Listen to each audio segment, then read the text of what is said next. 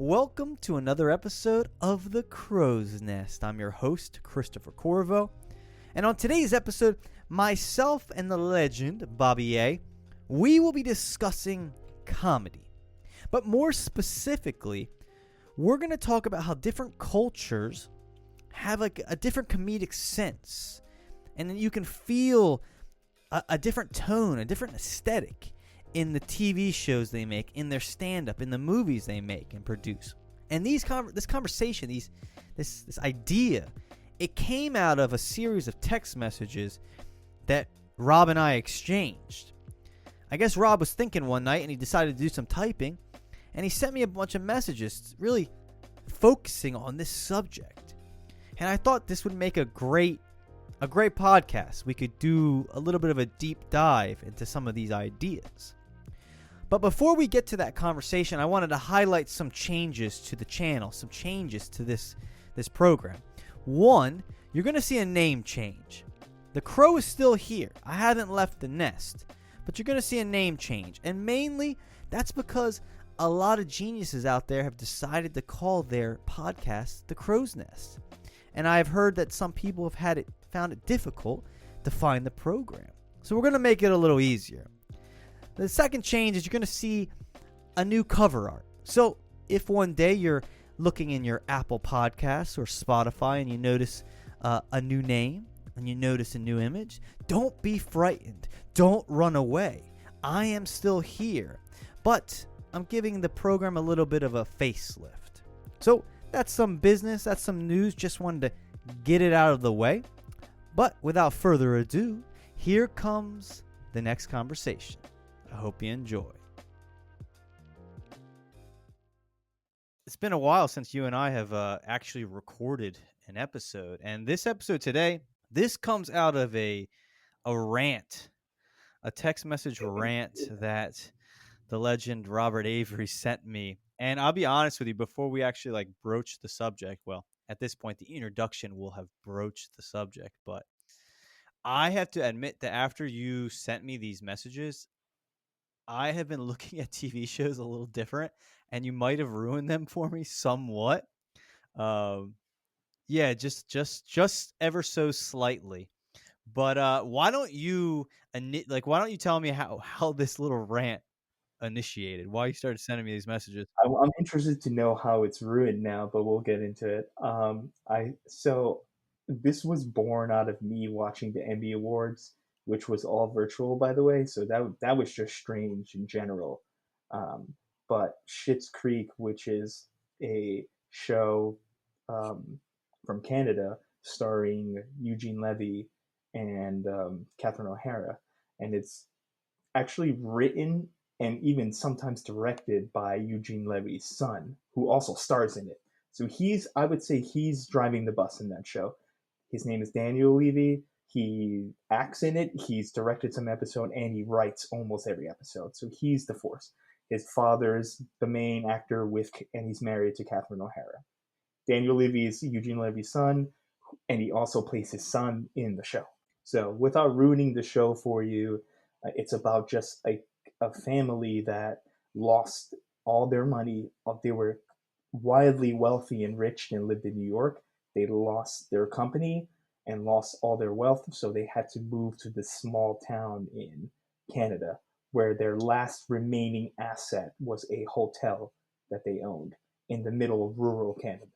So they went from Upper East Side, lavish lifestyle, to now rural Canada, which couldn't be more different. And that's just the premise. So you can check it out. It's definitely a really good show. But at the Emmy Awards, it won 9 Emmy Awards, which is the record ever for any televised comedy series. We're talking actors. Eugene Levy won, Catherine O'Hara won, Daniel Levy won. I forgot the name of the who plays his sister. She also won too. And so they won all the individual actor awards, but they also won Best Comedy Series, Best Writing, Best Directing. They just cleaned up. In the comedy realm, they just cleaned up. So I was thinking, how has Canada infiltrated Hollywood in a sense that many of the funniest things we've ever seen, even on American television, are all originated in Canada? whether it's individual actors or whether it shows, and we'll get into that specifically as we have this conversation. But that's how it was born. So my question to you, Chris, is what? How did I ruin it for you with this? Right? There were folks. There were about 8 long bubbles. I understand what he's saying. It's a lot of writing, but yes. Um, Okay. well, so in these, I have the text messages up. So you went into like first off, you mentioned all of these Canadian performers, which some of them I didn't even realize were Canadian, and you're showing really like the depth of the creative output that comes out of Canada, and how it has seasoned so much of like American television, especially American comedic television. And then you also started to, and this is kind of the point I really I want to talk about in more in depth, is how like there's like a quality that is different in let's say in UK comedy, in that whatever makes up there's a certain aesthetic to it between the UK, Canadian comedy, American comedy. I think you even mentioned Australian comedy, and you said regarding like American comedy. Let me actually see if I can pull up the uh, the actual line. See if you have it. It was a hypothesis I had about how Yes. like the basically the fundamental foundation of where the humor is born out of in all these regions. But go ahead, you can read it. I Yeah, have it if you need it. I got it right here. So you were saying, so he first off, Rob starts to talk about the Canadian humor, and he's like relating it. He's saying it's superior to like our American comedic, our American humor. And you say the Canadians are much more self-deprecating and willing to toe the line. They're willing to become zany to kind of make fun of themselves, whereas by comparison, American comedy is more about sharp wit, about making fun of someone or something. And I was watching like a very like a dumb sitcom. I was watching um what is it called? It's called The Big Bang Theory. It's on HBO Max now. So like a little 25-minute episodes of sitcom. And I was just like, after I'd heard your description of like American comedy, I started to notice, because in this show, all of the jokes, it's like the people all have to they're like every one liner needs to be smart. It's one upping each other. Yes. Yeah, and it's a little snarky. They're slightly making fun of, but like you can almost sense that the writers are like battling to just come across as smart. Like every joke has to be very smart, very witty, and Mhm. like there is almost like that, like you said, like they don't, no one is willing to just be dumb or to just be like zany. They want to look smart. Even like the quote unquote dumb characters, like what they say has to be like, there has to be a wittiness to it, which is, it's kind of interesting because you're right. Like the writers of that show, how they want to come across is really like they don't want to come across as dumb. They want to come across as like, we are very astute commentators and we're going to craft these jokes that are really have a lot of zing to them and are very smart, where you have to kind of think about them for a second. Even in a show like The Big Bang, which is like a prime time, like quote unquote lighthearted comedy. It's a sitcom. It's not like you're dealing with like highbrow subject matter. Correct. You took the words right out of my mouth. I was going to say it's supposed to be like a lighthearted, carefree show, but it's not, because you're right. The writing, it's almost ingrained in American comedy that the writing has to outsmart someone. You have to one up someone, or it has to be some kind of, as you said, commentary, some kind of sarcastic commentary on current events or what's happening in the world. So it's almost an underlying requirement. And yeah, go ahead. No, Sorry. no, finish what you're gonna say. Yeah. So there's almost, for me, there's like a tinge of pomposity to that, where they're not willing to, as you said, be self-deprecating and just do zany, wild physical comedy. Obviously, there's exceptions to all this. So we're, as we always say, by no means are we experts on this subject. But you even shows like The Big Bang Theory, which is not supposed to be a show that you take seriously. I wouldn't turn on The Big Bang Theory and look to be lectured about some social issue that's happening in the world, but they try to do it, and they try to do it through comedy because, as you said, the American comedy is a lot about outsmarting you. Yeah, I like this. You kind of said it, but I like the line you have in this one message. It was that, right? Like American comedy is about sarcastically highlighting social issues and commenting on current events, which you kind of just said. And you're right. Like I've even watched shows like another like kind of a sitcom-y, light heart, something you watch to just take your mind off of like what's going on. Exactly. Like New Girl, and it's like you start to get tired of where you're starting to underlie and try to like throw in like social commentary about politics or about this about that, and it's like, can we just be dumb? I Can know. this is not the West Wing? Can you just like have a good time and like shoot the shit? Like I'm watching this to like not think about these things. Like come on.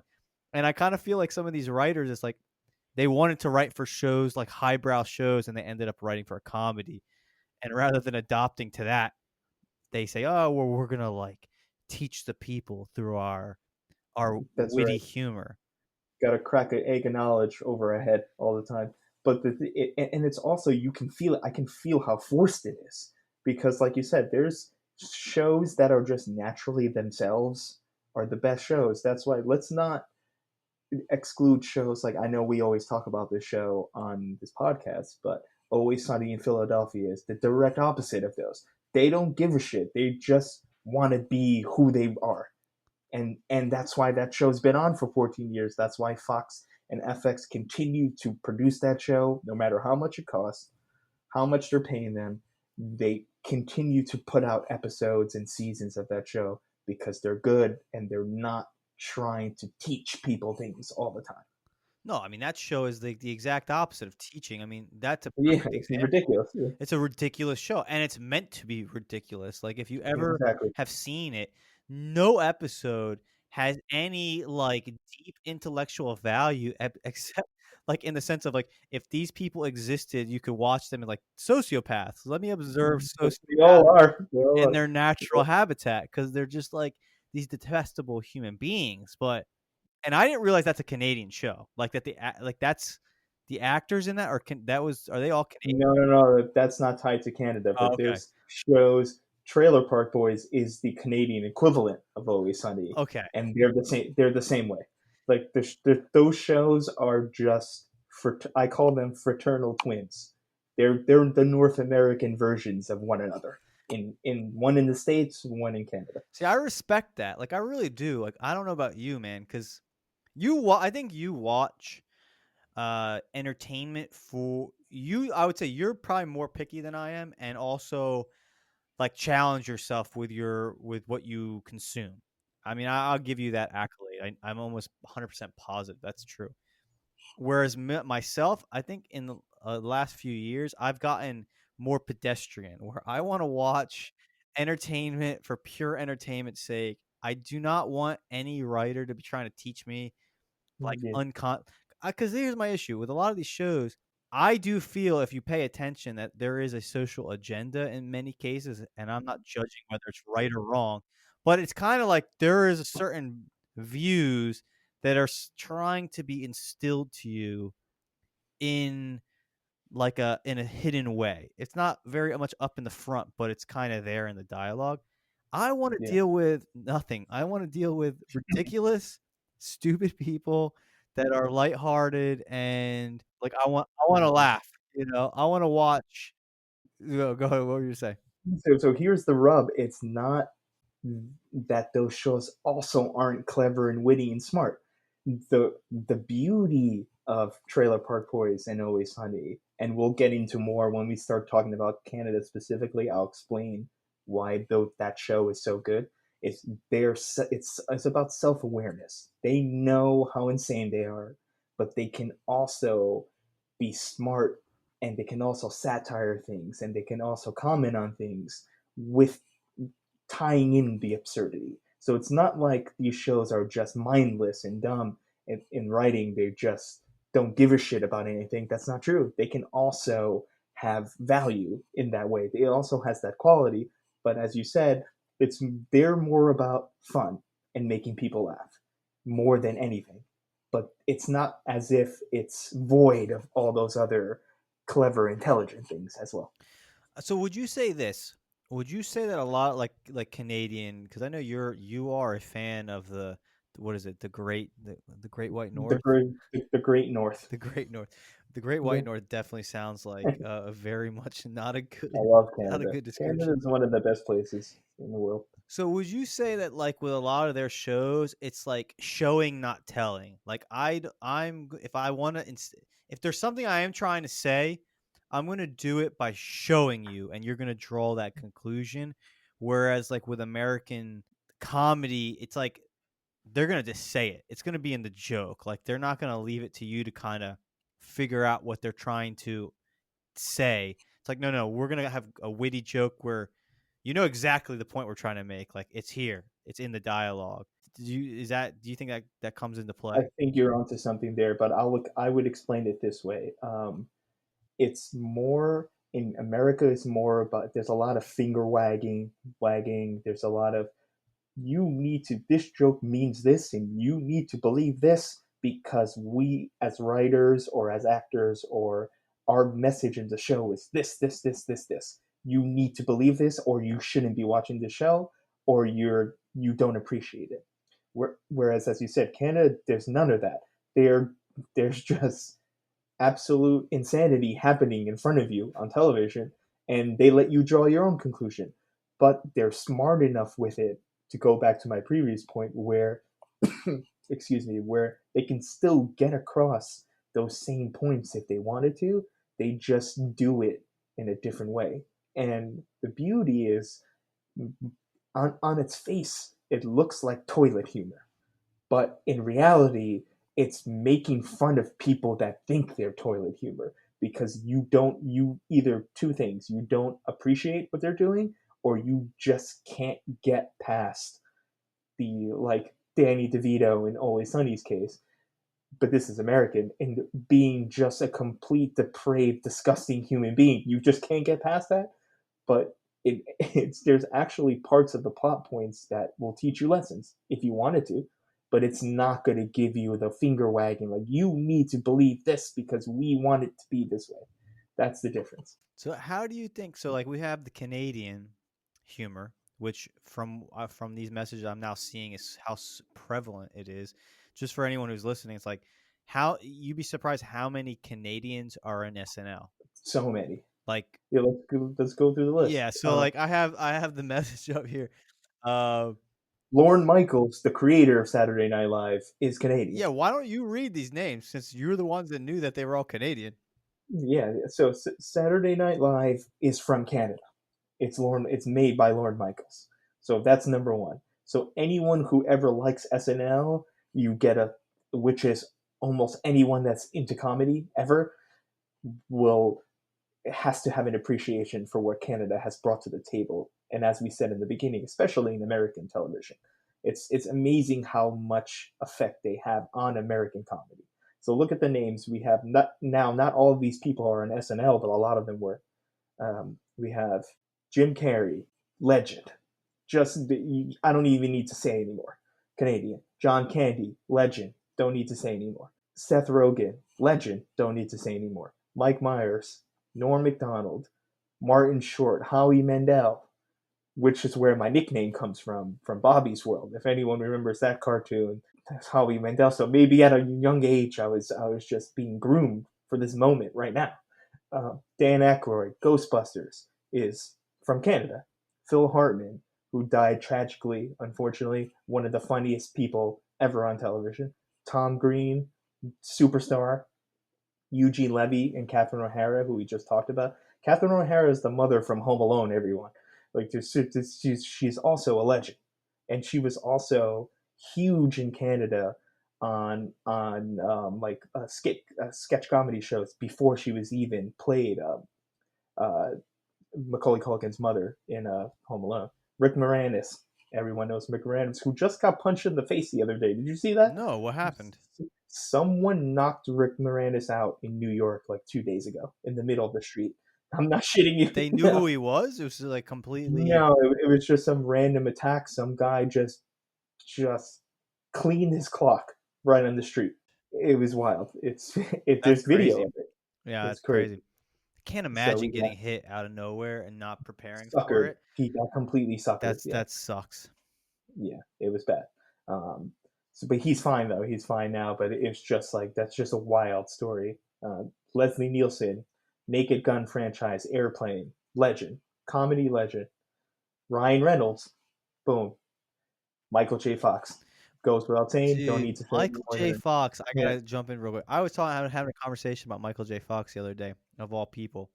That guy was amazing. It's so sad that he had, or that he is battling Parkinson's. Because you just forget, for like, if our generation, or maybe a little bit before, like Teen Wolf, like Back to the Future, he was an amazing actor of his time. Like he was just like this Absolutely. cool guy. He was, you always liked him. He never really played a different character. He was always Michael J. Fox, but he was such a great, like, so many movies I go back to in my mind, like again, like Teen Wolf and the Back to the Future franchise. He was great. Like I loved watching him. So sad that he has Parkinson's. I know. And to his credit, and another shout out to Larry David, who is one of the best American comedians. Seinfeld, of course, and Curb. That goes without saying.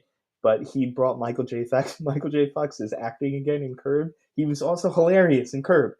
You could tell he was struggling a little bit, Yeah. but he was making fun of himself. That was the whole point.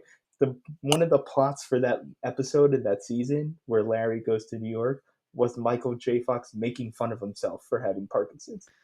it That's how I was I ridiculous. think you're right But though. I think Canadians have they're okay being dumb and okay making fun of themselves. Like it's a great, I mean, of qualities to have, like that's an amazing quality. Go ahead though, yeah, continue your that's list. it. So we got a couple more names, which are all also big names. Michael Cera, huge, big time actor now. So Tommy Chong, Canadian in Cheech and Chong. So those movies, which are hilarious, huge in weed culture. Tommy Chong from Canada, and he also made a cameo on Trailer Park Boys, and that man smokes so much weed it'll make Snoop Dogg's head spin. Tommy Chong's is high all day, every day. It's crazy. So Samantha Bee, the woman, I shouldn't say girl. I take that back. So Samantha Bee, who has her own political show now, she's awesome. She's hilarious. Also Canadian. And there's one more. Oh, Will Arnett from Arrested Development too. What Joe from Arrested Development, also Canadian. also you got William Shatner. William Shatner, he's one of the best actors ever, Canadian. Yeah, I mean William Shatner is the man. Like anyone who doesn't like Will Shatner, even if it's not of your generation, this dude is like nearly 80, I believe, and he's been entertaining since he was probably like 20, like a non-stop career, a true like the quintessential entertainer. He can like sing, he can dance, he can act. He's hilarious Everything. as hell.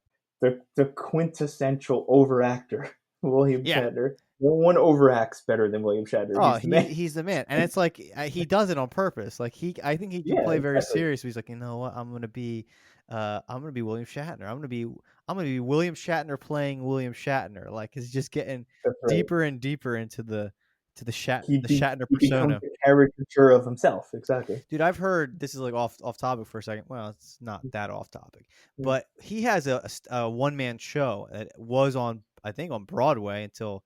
It's crazy. Broadway is not going to open up till at the very earliest spring of 2021. That's insane. Like, just think about how long Broadway has been closed down. But anyway, he had a one man show, and I've heard that in the show, at the beginning of the show, he'll usually ask the audience, like, "Do you want me to do my show, like my prepared one man show, or do you want me just to tell you stories about my time on Star Trek?" And like, depending on what the audience says, he'll just sit there and he'll just tell you story after story about his time on uh on Star Trek, and it's hilarious. Apparently, like it's an amazing. Uh, he's that good of an entertainer that he can just tell you stories off the top of his head, and you'll just sit there and pay money to listen to him talk.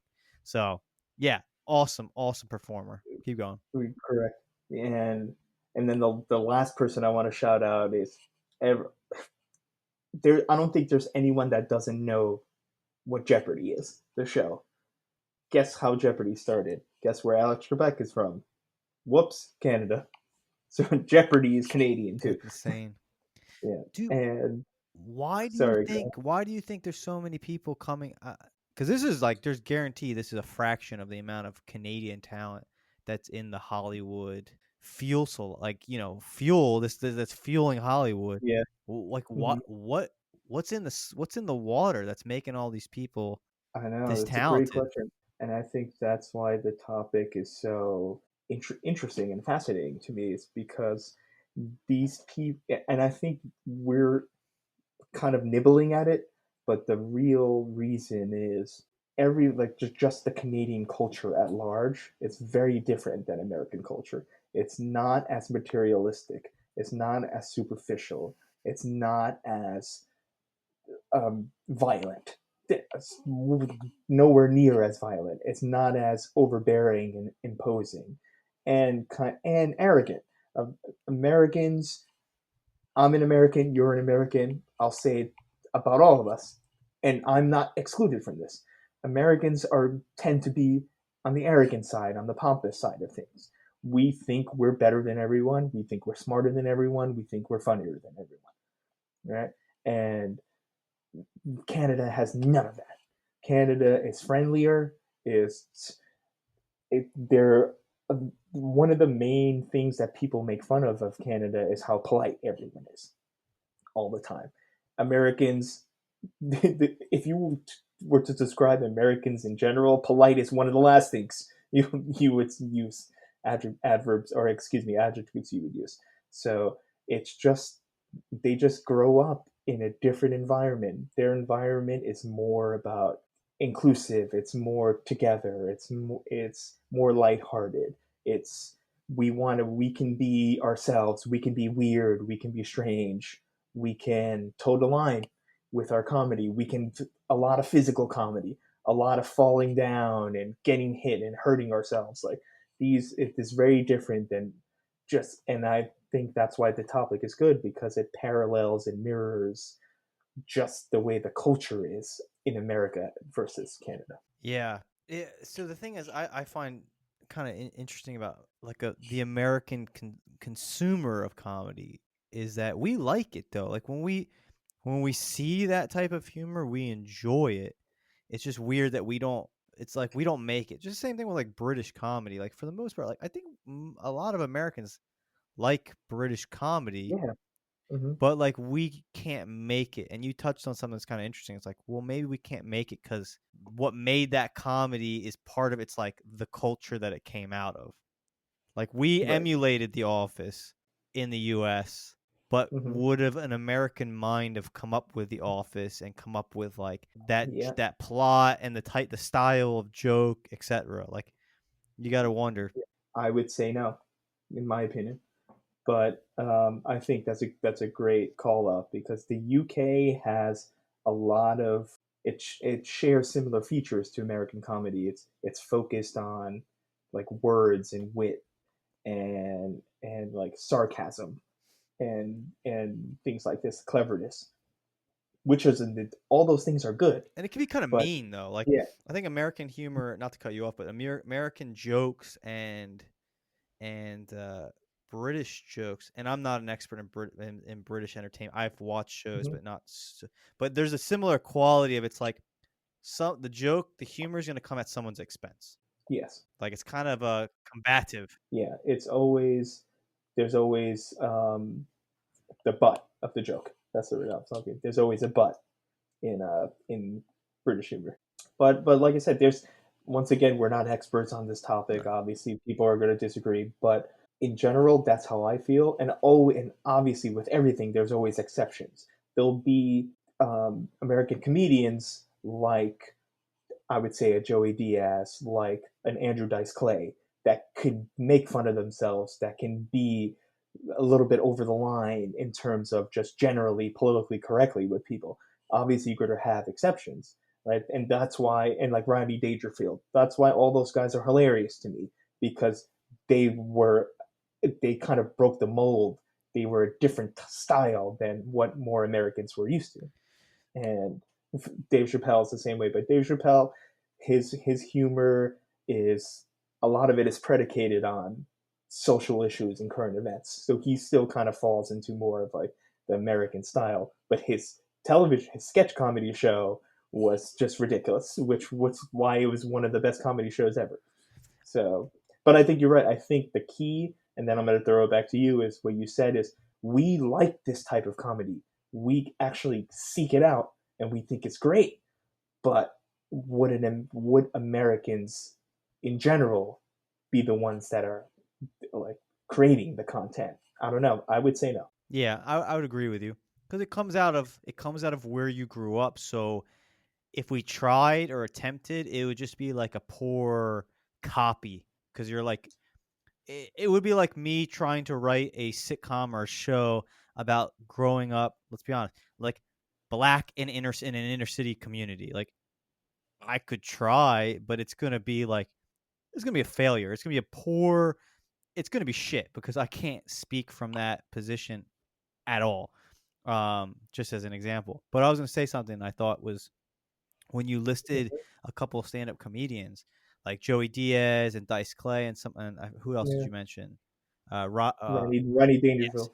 And I wanted to see if you notice this as well. Let me see if I can word it correctly. Do you notice like a commonality amongst them? And the commonality that I'm thinking about is like, maybe it's an American thing. There is a bravado and energy and an almost like I don't want to say violent, but there's some like uber I don't want to say masculinity either. But they come in hot. There's a hotness and there's a combativeness to their comedy. Like you see them, they're on the stage. There's a like they're like a wild like a dangerous animal. There's like an energy of Right. ferocity. That's a good. That's the way I would describe it. They're ferocious. That's a good way to And I describe think it. that is an American quality because I'm trying to think of stand-up comedians I've seen that are like a British stand-up comedian. They're not No, like that at they're all. more dry. Yeah, it's more dry, like sharp wit humor. But you're right. That's a good call out. So we do have. Yeah, they're almost like you said. They're almost like cave. They're farm animals. That's what I would call them. They're mutants because they will just do and say anything. And Andrew Dice Clay, one of the funniest things Andrew Dice Clay ever said, he was telling us, I think he was on Joe Rogan's podcast. And I love that all these guys are friends too, because they, like you said, they're naturally drawn to each other because they're the same. So Andrew Dice Clay is on Joe Rogan, and he's telling the story of when Ronnie Dangerfield brought him to his comedy club, and that's what like propelled him into superstardom. It started on Ronnie Dangerfield's show, and he's wearing like the leather jacket, the gigantic belt buckle, the big sunglasses, even though it's nighttime. He's the slick hair. He's smoking a cigarette the whole time, and Ronnie Dangerfield goes, "All right, Dice." Like in his Ronnie Dangerfield, his way of speaking is hilarious. I was like, "All right, so what's going to happen tonight?" And Andrew Dice Clay goes, "Tonight they're going to pay. Tonight they get disciplined." So, like you said, it's like Andrew Dice Clay went onto the stage and was just going to give it to them. He didn't care. Tonight they're going to pay. That's what he says. It's like that's the kind of they're farm animals. They're amazing. For anyone who doesn't know, like Dice Clay, it's like you gotta like look him up because you gotta see how his character, like this character that he just created, his It's a stage persona, persona, yeah. yeah, dresses. He's got like biker gloves on, and like he looks like someone that if you saw in a dark alley, well, maybe a dark alley, like in a like I don't know, he kind of dresses like a He's 1970s Italian street guy. Uh, street gangster. Yeah, yeah, he's in like a doo-wop gang. Yeah, with like the leather within the leather jacket, with the gloves, with the belt buckle, with the shades, the boots, everything. Yeah, yeah. So he looks like someone out like a character out of like what is that movie from the Warriors? the Warriors. Yeah. That's a good call. Yes, Um, exactly. but yeah, that's like a very much an American quality. There's like when these guys, even when you hear them talk about stand up, it's in almost like like they're boxers, like getting ready to go fight. That's right. That's what they want. They're like they're coming to get you. Yeah, they're ready to Exactly. battle. It's like and they're like, they get juiced up. And it's kind of I don't think I've seen a lot of like a Norm Macdonald. I like Norm Macdonald, and that might alienate some people Hilarious. who's listening to this. Hopefully not, because he's the man. But when you see him on stage, it's like the exact opposite. Like he will do battle like linguistically. Like if you try to heckle him, he will deal with it. But it's not. There's no. It's like when have you ever seen an animal getting ready to pounce? That's like if we want to draw a comparison. That's like an American stand-up comedian. They're like on their balls of their feet, ready to lash out if necessary. Whereas like a Norm Macdonald, who is a Canadian stand-up Mm-hmm. comedian, he's like calm and, cool as a cucumber, just kind of hanging out. And he'll do battle with you linguistically, but Verbal sparring. yeah, That's what I call it. but Yeah. he's not like he doesn't ever seem perturbed. Never like he's got to be like ready to fight it out. It's like very different. And like if you see British comedians, they're very much similar. Like they will say something witty and maybe destroy you with their words, but they're sitting there. They're kind of relaxed. They're kind of non-threatening. I'm glad you brought that up, Rob. I don't think I've ever thought about that as far as with that's a very American quality, I guess. Mm-hmm. Yeah, but I mean, I enjoy both. I enjoy that style of comedian that and it's also an older style from the 80s, and I guess it originated with Rodney Dangerfield. He was the kind of the first one to be like that. Like there's his facial expressions and his delivery are just they're ridiculous. If you go and YouTube, just anyone out there, if you're bored, you got 15 minutes, just look up a Rodney Dangerfield stand up, and I dare you not to laugh. He's insane. He's also like extremely over the line though, so be prepared for that, and it's great. Yeah. Yeah, I like Ronnie Dangerfield too, and I like how Yeah. people talk about him and how as he got older, he just became more and more himself, and he got like the usually the Ronnie Dangerfield that you think of or that you see, like if you look him up or you see him in a movie, like he was older, like he's in his like late 40s at that time. Like you're not seeing his progression into this kind of this guy who gives no fucks type of comedian actor. And I remember seeing him in or hearing about someone talk about him, and it was like he was sitting. The guy says like the first time he met him, he went into his dressing room, and you have like Ronnie Dangerfield pretty much naked in this like silk robe, like smoking a cigarette and having a drink, and just as comfortable as if he was in his own home. And he just kind of became this character. He just went full on. um he fully leaned into this part of himself, and that's the part that really most people remember today, which is kind of like this isn't like we're kind of as a tangent, but something very fascinating about like the not entertainment world but the arts, and how part of it is, I think, if you the people who become successful in the arts, and again, what do I know? I wouldn't consider myself an artist, but it's usually, at least from my observation, the people who fully lean into who they are, and they give no fucks. And usually they get weird, they get zany, they just like Joey Diaz. Like Joey Diaz does not care. He doesn't. He doesn't. He really doesn't. He'd rather be honest and say something you dislike than not be himself. And I think that's like a truism amongst most successful people, especially in the entertainment world. You just got to be like, you can't please everyone, and you can't not be yourself. You got to be like 100% true to yourself, even the dark places. So I don't know. That's just a random thought I would throw out. Yeah, no, I think that's correct, and I think a lot of it, if you want to go, because there is an art to stand up. People don't appreciate that enough. They think comedy's easy. They think you could just go up and do it. Comedy, doing stand up comedy is one of the hardest, like artistic performances you could do.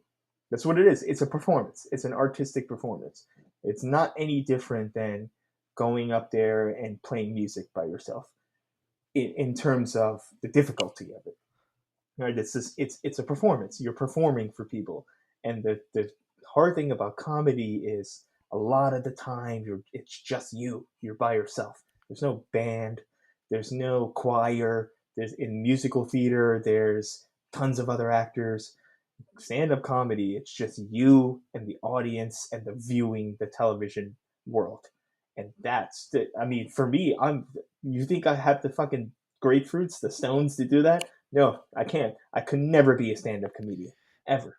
Yeah, I mean, as an art form, it's a crazy one. That's why it's so interesting to listen to people who do it. I mean, there's a reason why people actually like to listen to Joe Rogan talk to comedians, because you wanna.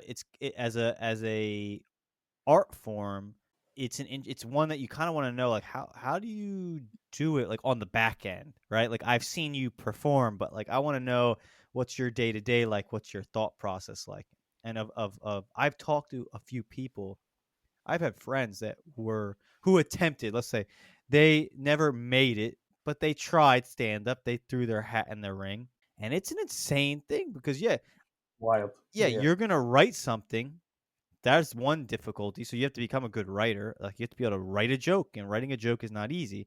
And then you have the secondary skill of you have to learn how to deliver that joke. And you have no one to play off of. It's you and the audience. And really, unlike acting, the audience is not like a good partner. They're not really going to give you much. You got to give a lot to them, and then you hope they give you some energy back. So it's I can't imagine starting out as a stand-up comedian and what that must be like. That's a painful learning process, I imagine. Yeah, and especially I can't even imagine it now. To get back more to the topic at large. Imagine trying to be a comedian now where there's so many restrictions. You can't say this. You can't talk about that. This is offensive to me. I'm offended. I can go on Twitter and talk about you here. I can post this about you. Why would you talk about these people this way? Like over and what people don't realize is this is comedy. This is supposed to be entertainment. The fact that you're taking this word for word so seriously is another issue we have in America that Canada doesn't have. Canada, it's a little easier to go on stage, be yourself, do your bit, do your set. In America, you go to a random comedy club in 2020, you're just gonna get they're just gonna criticize and critique everything you say because how dare you talk about these people? How dare you say this? That was too over the line. That was all the shit that we've been talking about this entire time in the podcast. Just the in terms of cancel culture, in terms of political correctness, it's so hard to be a stand-up comedian right now. And I'm glad that kind of now, because in 2019 was really bad year. 2018 and 2019 were horrible in terms of that. But I think 2020, after the pandemic, people are starting to realize we need laughter. We need to be able to not only laugh at what's happening, but you can also laugh at yourself. It's okay. And that's why do you think the saying, Chris, is what's the best medicine? What's the saying? Oh, it's laughter, of course. Laughter. There's no better feeling in the world. I know. I mean, I don't mean to get sexual, but because women would disagree with me with this one. But that's for me as a there's no better feeling in the world than having that guttural laugh. And you see, yeah, Chris got my joke. You let's got say it. Yeah, let's say you know, it's one of the feelings that you can have that are enjoyable. It's one of the better right. feelings. Yeah, no, they're lucky in that. But there's laughter, that deep pit of your stomach laugh, that deep down pit of your stomach laugh, where you can't breathe anymore. That feeling, for me, is the best thing in the world. Well, it's a release, and I Yeah, think that's the thing. It's like I'm kind of curious, with comedians and that kind of stuff, because I think the ones that are gonna survive.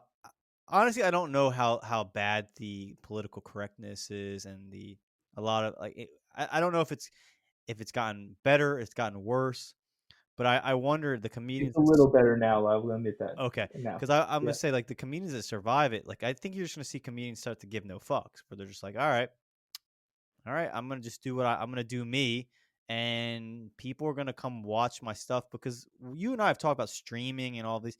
Nowadays, there's just so many avenues for you to, or it seems, I'm not an expert. It seems, I think, there's so many ways for you to just like if you have an audience that likes you, to just get your stuff out there, and that's kind of a nice thing because if you're a comedian like Joey Diaz and he's like, I'm not gonna stop saying what I believe to be true and I find funny. Well, all right, you're not going to hire me here. All right, I have so many different avenues for people to come listen to me, even if it's just like streaming. Like I can just throw up, I could do a live stream on like, on a service and just give you my jokes. But yeah, it's. yeah, I like that we're kind of coming around a little bit. People are starting to see how like just so bad we were behaving just as a culture publicly in the past couple of years, and it's changing a little bit, but it's still there. You're right. It's still the overall point. I think we're trying to say is I appreciate stand-up comedy so much because it's one of the most difficult performance acts there could ever be. oh yeah, yeah. I don't. I've in some outer body experiences I've had. I've thought about becoming a stand-up comedian or trying my hand at it, because it's just such a powerful position to be in. Like when you watch good stand-up comedy and you just see a person up there Mm-hmm. who is in complete, like Dave Chappelle is a perfect example. He's in Yeah, it's complete control domination. of a room. Everyone is Uh, listening to every word he says. He's casting a spell over that audience. And what a feeling to It's have. beautiful. It's beautiful. Yeah, it's what a feeling. Now, on the flip side of that, when you have a whole audience that hates your guts because you're doing bad comedy or you're just not good at it, like that the he had to put a lot of reps in to get to that status. So that the ride up, talk about the amount of perseverance one has to have. Like those people that get to the top, you got to say, hey, well done, because like just the fact that the the the soft skills and the mental tools you had to develop just to deal with people not liking you and like not laughing at you or booing at you. Like everyone wants to be liked. So and stand-up comics get good at not caring. That's a crazy, crazy thing to have to learn how to do. I know. It's you almost kind of have to, and it because that feeling resonates to the audience. Because a lot of it, to get back, yeah, to American comedy specifically, a lot of it's. We said this in the beginning. Americans like comedy. They like this stuff, but there's that, and it really bothers me about America, just the U.S. in general, especially public culture. Is like you have to have an avatar of yourself that's social media, that's online, that's for the public. That type of avatar you create is not really you. You want to be the person that laughs at Dave Chappelle's joke about he may be talking about something controversial, and which he's excellent at. He's the best at it. But your avatar is saying, "Oh, if I appreciate this joke online, people are going to think I'm not this, this, this, this, this." So it's, and that's what Canadians don't have. They don't have that public persona that needs to be innocent and pure and perfect. You can't be perfect. We're human. Stop trying to be perfect. You're not going to be perfect. If that joke is funny and it makes you laugh, it makes you laugh. Well, and perfect isn't funny Yeah, usually, right? It's like potty yeah, humor has always been around. It's funny because it's just funny. Like people, yeah, no matter what, like it exists everywhere. Like a lot of these kind of like what people would consider low humor is it's funny as hell. Like people, there's no matter what yeah. you might not even like the fact that you do find it funny. Like it's funny. Like it is what it is. I Um, know. I, It's that's why the feeling I described is the best. That's you. That's what you that struck a chord in you that hit your funny bone. That's what you find humorous. And the fact that people actively try to disguise that as some kind of like what's the word, like puritanical way of I'm perfect and because I follow all the progressive issues and I'm on top of everything. I don't offend anyone and I'm politically correct. It's ridiculous, actually. It's Do you think that like I'm thinking about what we talked about with It's Always Sunny in Philadelphia. Like, do you think that there's people would, like, for example, like that show is so ridiculous. Like, right, you've said it, and I think I don't know if anyone else I've ever heard said this, but It's Always Sunny in Philadelphia was the child of Seinfeld. It is. People ask for when was the next Seinfeld going to come out. Guys, it's been here. As far as Rob is concerned. It's Always mhm, Sunny is yeah. the next Seinfeld. It might even be better than Seinfeld. It might be. So let me interrupt you. I'm sorry, and then you can go No, on. go ahead. But it's Time Magazine, which I said before, it's one of the. It might be the last bastion of print journalism that people still take seriously and revere. Time Magazine said, "Why is everyone continuing to look for the next Seinfeld, the next legendary, timeless classic comedy, when we've already had it for 14 years, and it's Always Sunny in Philadelphia?" So that's if there's a stamp of approval that you need, Time Magazine talking about an American comedy show, Always Sunny in Philadelphia, and saying this is the next Seinfeld. What are you talking about? What are you looking for? It's wild. Yeah, and what I was Yeah, going to ask you was, do you think that there's a lot of shows like that that maybe have more of this, like what we're talking about, this Canadian quality that are in the queue, and it's actually there's some form of a gatekeeper preventing them from being made? Because, like you said, everyone it's a good enjoys, question. like it's like people enjoy it. So like It's Always Sunny's been on for however many years.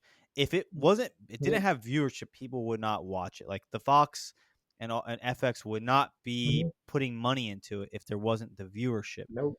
So, I mean, I don't have cable, but I obviously can get a hold of TV shows. There's not many shows like it.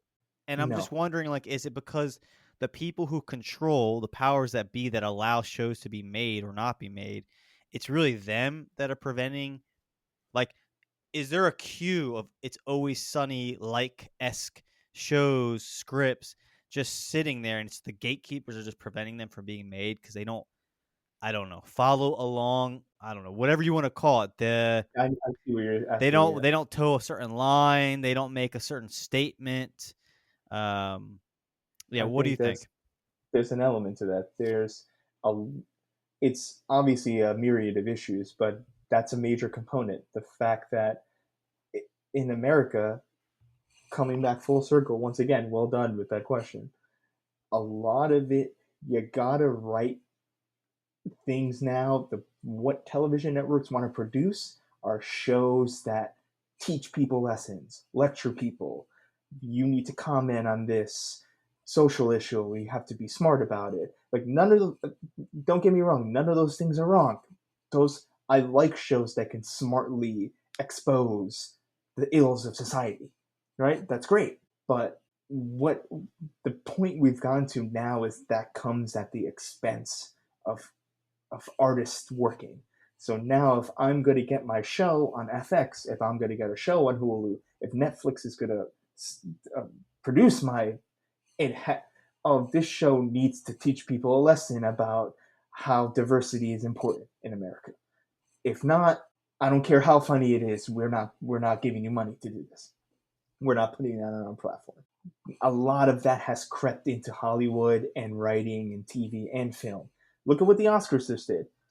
Did you hear about what the Oscars did? The No. Oscars created a mathematical formula where if you don't have a certain amount of minorities or underrepresented groups in your movie, it will not be considered for any type of Academy Award. So now, if I'm a writer, what if I've been writing a movie for 10 years? I've been writing this for 10 years. Because another thing is people realize you don't just write a movie in 2 months. Sometimes it takes 20 years to write it. So what if this writer who's ready to produce his movie, now he has to change all in order to be considered for Academy Award nominations, he has to fit. I forgot the math. You have to have like 30% of the supporting actors or the main actor has to be an unrepresented group. Once again, I'm all for that. I'm for diversity. I'm a Puerto Rican man from the Bronx. Of course, I'm for that. I like those things. But when you put a mathematical formula on that into a movie, where you're saying we don't consider you a legit movie if you don't have 30% of your supporting acting staff unrepresented groups, quote unquote, which is also subjective. Like you could that definition, you can define that as anything, right? But they do define it clearly later. I actually forgot the exact definition of it. But my whole point is now we're getting to a point where, to your question, where networks and film studios, you need to fit certain formulas for them to give you money or want to produce your show or show it on your platform. And that's really going to put a muzzle on art going forward. It's hard. I had not heard that. That's Yeah. crazy. I'm against that. I'll say it straight up. Like that's ridiculous to me. I kind of find that the Oscars are going to just destroy themselves because it's like, why you're dealing with art. And my thing is this: it's like if you're, and it's not. Again, I don't. It's like everyone wants a shot. I'm not trying to take anyone's shot away from them, but let's be honest. If I make a movie, if I write a script, that is my artistic output. I can write whatever the fuck I want to write. It's my story. I'm writing it. If I write a cast that is all blue-eyed monsters, that's my freaking choice. It's my story. And then if I'm a director or I get financing or whatever, like I'm allowed to do whatever. It's called art. I'm allowed to make whatever the fuck I want to make. And I just Mm-hmm. think it's kind of ridiculous that you're going to now put a guideline on what I want to make. Like I just don't buy that. Like to me, I find that like there's something reprehensible about that to me. Like I understand the Yeah, I'm for. I want more inclusion, of course. yes, but you're gonna make But a rule that you will not get an Oscar, meaning you you will can't. You not be literally can't. classified as one of the best in the art in the film industry unless you meet this guidelines. Isn't that almost like affirmative action in like the TV in the artistic realm? Like that's seems like a ridiculous thing to me.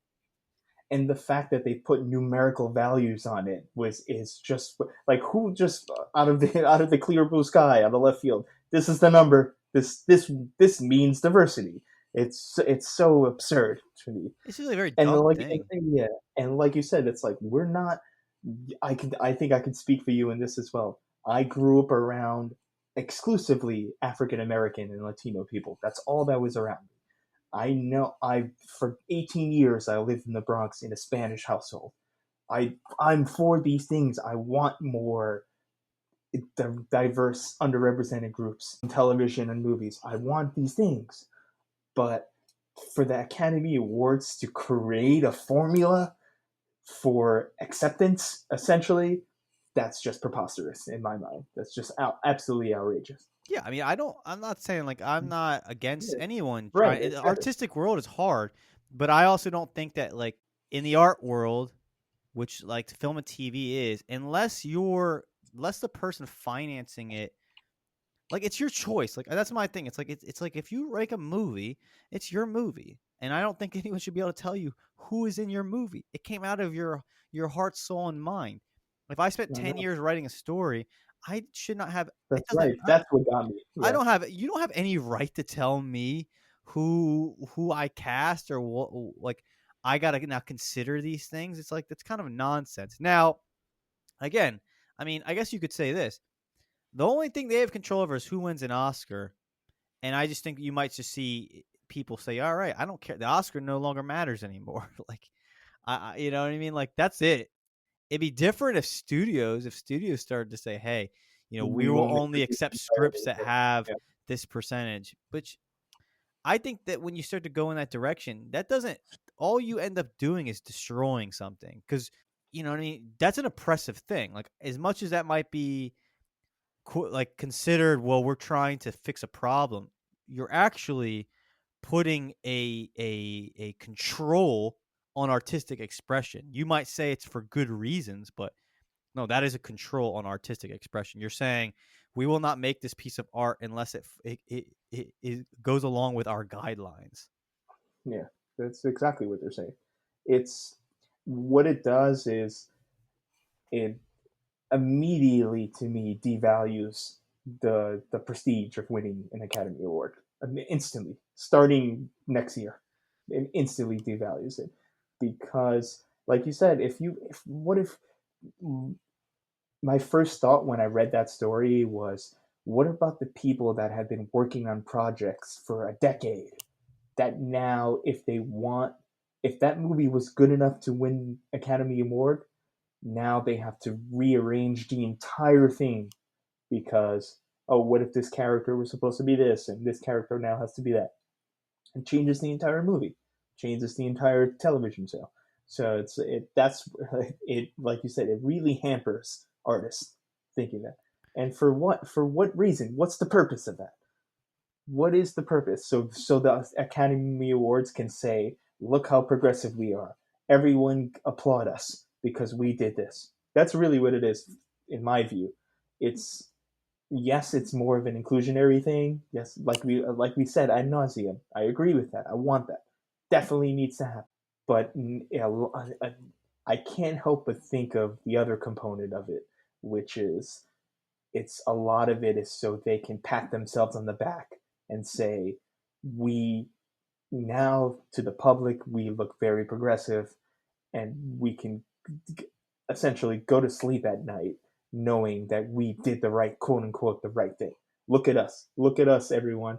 Look at us, SAG Awards. Look at us, Emmy Awards. Look at us.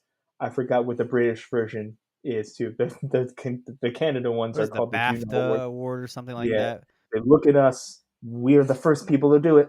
Everyone, give us a standing ovation. So it's a little bit selfish to me in that way, but let's just hope. I hope for the sake of all of us that enjoy entertainment content that it doesn't, as you say, it doesn't put that. It doesn't put that monkey wrench in the wheel of things that are actually happening. Well, silver lining, I think I kind of like when these things start to happen because I think it's the beginning of the end for a lot of the things that what do you call it? The things that the in the entertainment world, there's these certain structures that need to die, in my opinion. Like the Academy Awards, the Emmys, these big studios, just they all need to get burned. I think cable television should just be destroyed. And I'd like to see entertainment become like decentralized, where it's like, and it already is. There's people. I think they've Yeah, done pools of like surveys of young people, and they get more entertainment from YouTube than they do from anywhere else. And YouTube, I mean, anyone can have a YouTube channel. So I hope things go in more like that direction, where it's like, all right, I'm tired of these rules. I'm tired of having to beg you for money to make my show, and there become like these smaller avenues to create TV and create shows that people can watch. There's not like the kind of like rules and regulations and kind of nonsense. Like I want my entertainment like pure and uncut. And if I don't like something, I won't watch it. Like I will pass my vote via watching your content. And if I don't like it, I won't watch it. I don't want someone yeah, above you want it me. raw. You want it Yeah, I don't fucking want raw. someone determining what is of value to me or not. I want me. I should be determining what's of value, not you.